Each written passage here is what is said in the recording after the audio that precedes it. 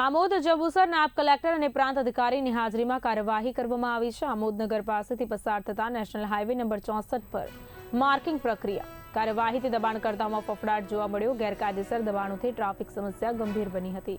રાજકીય દબાણના કારણે અગાઉ કાર્યવાહી થતી નહોતી, ત્યારે ડોક્ટર સુપ્રિયા ગાંગુલીની હાજરીમાં કડક કાર્યવાહી કરવામાં આવી છે। નેશનલ હાઈવે નંબર 64 પર 13.71 મીટર અને નગરપાલિકાની 4 મીટર જગ્યા માર્ક કરવામાં આવી છે। મુખ્ય 4 રસ્તાથી તિલક મેદાન સુધી દબાણોની માપણી કરવામાં આવી।